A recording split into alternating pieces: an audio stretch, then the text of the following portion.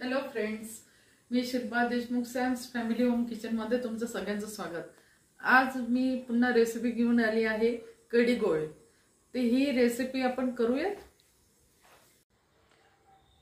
Friends, मी आता चण्याची डाळ घेतलेली आहे, म्हणजे हरभऱ्याची डाळ घेतली आहे 2 वाटी। मी 4 तास भिजत ठेवलेली होती। बघा खूप छान छान अशी भिजलेली आहे। इथे 3-4 मी मिरच्या घेतलेल्या आहे। हे अर्धा लिटर मी दही घेतलेलं आहे आंबट। अजून हे बघा इथे अर्धी ग्लास अर्धा कप मी बेसन घेतलेलं आहे। तर आता सर्वात आधी आपल्याला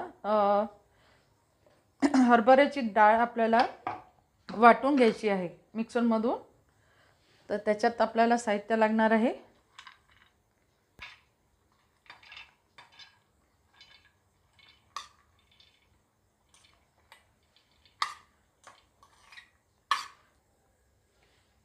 आता मी हरभऱ्याची डाळ मिक्सरच्या पॉटमध्ये टाकलेली आहे। आता याच्यात मी मिरच्यांचे तुकडे टाकत आहे। मी मिरच्या घेतल्या आहे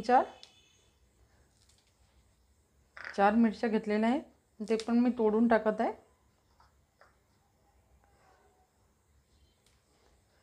अजून हे कोथिंबीर, थोडंसं कोथिंबीर पण टाकायचं आपल्याला। याच्यात धने पावडर टाकायचं आहे 1 चमचा, अर्धा चमचा हळद, अर्धा चमचा तिखट,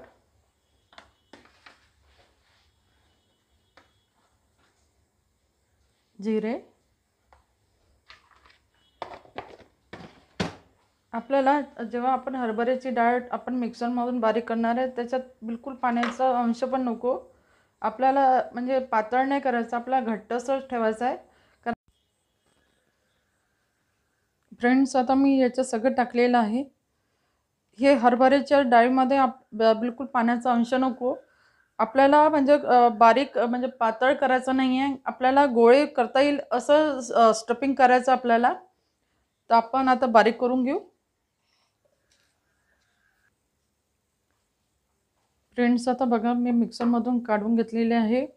बघा छान असं घट्ट आहे, म्हणजे असं आपल्याला लाडू मळता येईल, म्हणजे बारीक बघा, जास्त बारीक पण नाही आहे, जास्त हे पण घट्ट पण हे बघा छान। आता कढीसाठी मी तयारी करते आहे, हे साईडला ठेवते आहे। फ्रेंड्स, मी हे अर्धा लिटर दही घेतलेलं आहे। आता चांगल्या पद्धतीने मी मिक्स करून घेते। चांगलं फेटून घ्यायचं दही।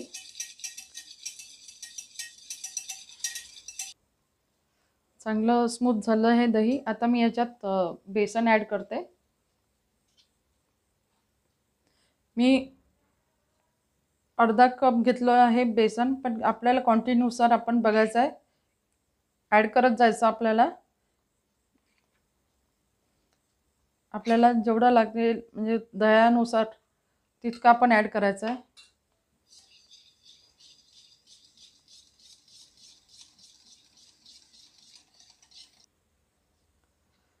आता बेसनही घुटलं गेलं आहे।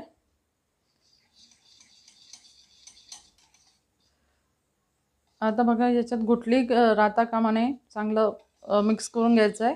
स्मूथ झालेलं आहे बघा बेसन, अजून दही चांगलं मिक्स होऊन गेलेलं आहे। आता आपण कढीची तयारी। आता इथे बघा मी अर्धा कप घेतलं होतं बेसन, तर मला अर्धा पण बेसन लागलं नाही, मला पाव कप मी यूज केलेलं आहे बेसन।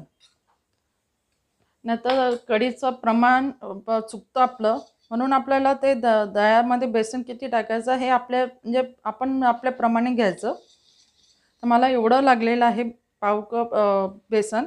आता मी याच्यात पाणी ॲड करून घेत आहे। मी 1 ग्लास पाणी टाकलेलं आहे।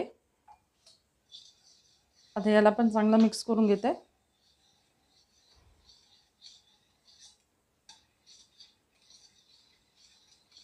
चला आता कढीची तयारी करते मी। फ्रेंड्स, आपल्या विदर्भात पदार्थ असे फार फेमस आहे, कढी गोळे हा फार फेमस आहे आपल्या प्रत्येकाला विदर्भात कढी गोळे हा पदार्थ खूप आवडतं. पिठलं, झुणका, क क म्हणजे गोळा भात. तर हे असे डिशेस असतात ना, हे आपल्या विदर्भात फार फेमस आहे आणि आवर्जून आहे ना आपल्या प्रत्येकाच्या घरात हे आवर्जून केलं जातं आणि खूप आवडीने खाल्लं जातं. तर म्हणून मी मी हा ही डिश तुमच्यापर्यंत मी घेऊन आलेली आहे. तर चला मग आपण आता हे कढीची तयारी करू. आता मी तेल ठेवलेलं आहे, पॅनमध्ये टाकलेलं आहे.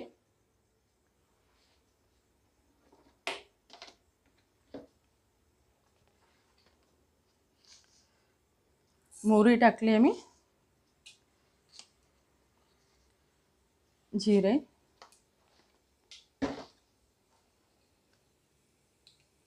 पाव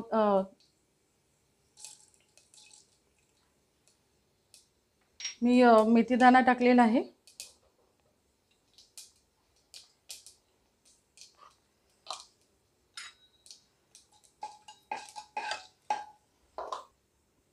आता मी कढीपत्ता ॲड करते याच्यात. कढीपत्ता टाकून झालेला आहे. आता याच्यात अर्धा चमचा मी मिरची पेस्ट टाकताय.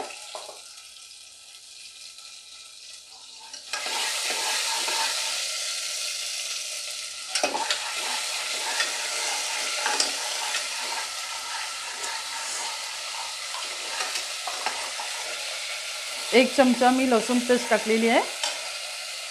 हिंग टाकायचा याच्यात.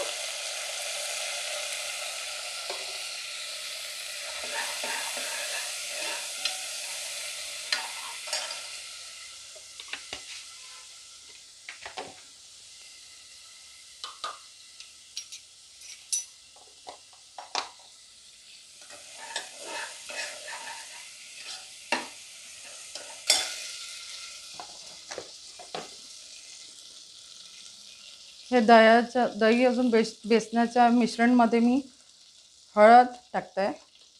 याच्यातच मी मीठ टाकत आहे.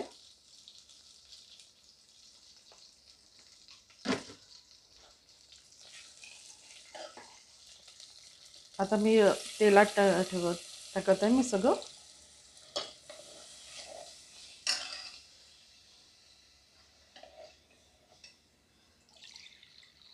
मी 2 ग्लास पाणी ॲड केलेलं आहे.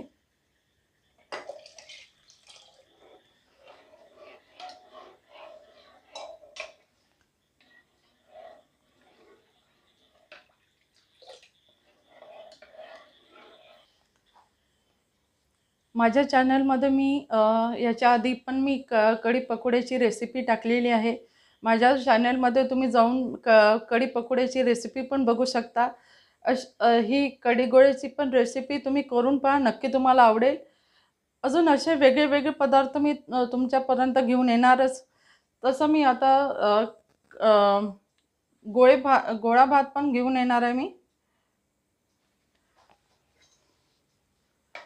आता मी पुन्हा मिक्स करून घेते आहे कढी. याला चांगली उकळी येऊ द्यायची आहे. हे कढी गोळे माझ्या मिस्टरांना अतोनात आवडतात. ते आवर्जून मला हे कढी गोळे म्हणजे असं 2-3 दिवसाआड मला करायलाच लावतात. हे असे म्हणजे त्यांना इतकी कढी गोळ्याची लत लागली असते की केव्हा कढी गोळे करते. तर आज त्यांच्या आवडीची मी पण कढी गोळे केलेला आहे.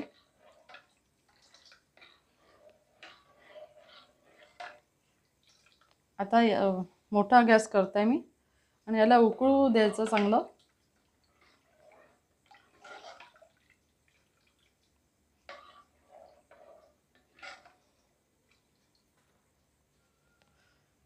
फ्रेंड्स, आपली कढी उकळी आली आहे. कढीला चांगली कढी उकळली छान अशी वरती म्हणजे बघा वरती आल्यावरच आपण आता उकळी, तर आपण तेव्हाच आपण कढी गोळे टाकायचे. आपण ही डाळ बारीक केली होती. आपल्याला याच्यात बेसन ॲड करायचं नाही आहे. हे तसेच गोळे छान होतात. फक्त एवढंच आपल्याला हे करायचं आहे की याच्यात पाणी बिलकुल ॲड करायचं नाही जेव्हा आपण मिक्सरमध्ये बारीक करतो. तर हे असं बघा किती छान प्रकारे असे लाडू तयार होऊन आले बघा. मी याच्यात बेसन ॲड केलेलं नाही आहे. बरेचसे लोक याच्यात बेसन टाकून हे करतात, गोळे करतात. बघा किती सुंदर दिसत आहेत गोळे. बघा आता हे छान असे एवढ्या आकाराचे गोळे करायचे.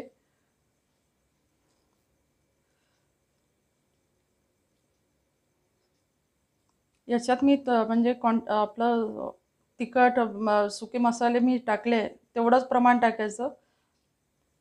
खाताना पण गोळे छान वाटतात याचे, या कढीचे गोळे. काही जण तुरीच्या डाळीचे पण हे जसं आपण हरभऱ्याच्या डाळीचं करतो तसं तुरीच्या डाळीचं गोळे करतात, कढी गोळे. पण आम्हाला, आमच्या मिस्टरांना, माझ्या मुलीला चण्याच्या डाळीचेच कढी गोळे आवडते. आता ते बघा आता इतके तुटून पडणार ना. खूप त्यांच्या आवडीचा पदार्थ आहे हा. तशी पाटोडीची भाजी खूप आवडते. आपले गोळे करून झालेले आहे.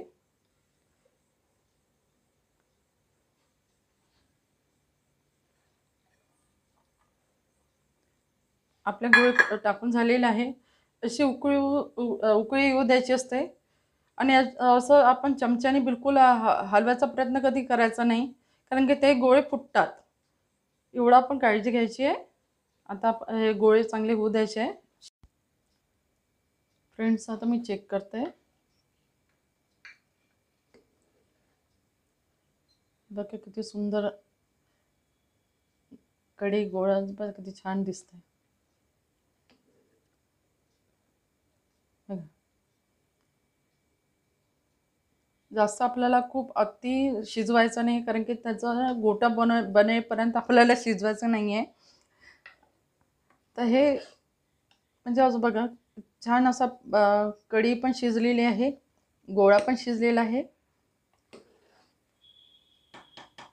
एक ना म्हणजे असं बघा आपल्या म्हणजे आपण आपल्या घरच्या लोकांची काळजी घेतली, त्यांच्या आवडीचे पदार्थ केले की ते इतके खुश राहतात ना, इतके उतावळे होऊन जातात. त्यांचे म्हणजे त्यांच्यासाठी आपण पदार्थ केला की ते इतके खुश होऊन जातात. आणि तो आनंद फार वेगळा असतो. आपल्यापेक्षा ना, आपण आपल्या आवडीचं करण्यापेक्षा आपण त्यांच्या आवडीचं काही केलं तर ते पण त्यांना फार आनंद होते. चला आता हे आता कढी गोळ झालेलं आहे.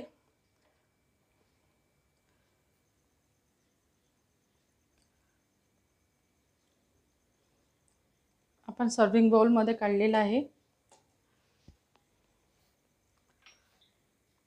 फ्रेंड्स बघा सर्विंग बाउलमध्ये मी काढलेलं आहे कढी गोळे. बघा किती सुंदर दिसत आहे. ताबडतोब असं इच्छा होत आहे की ताबडतोब आपण खायला पाहिजे. एकदम टेस्टी झालेलं आहे कढी गोळे. तुम्ही पण अशा पद्धतीचं तुम्ही करून पण तुम्हाला नक्की आवडेल. तुम्ही मला माझ्या चॅनलला सबस्क्राईब करा, लाईक अजून शेअर करा. थँक्यू.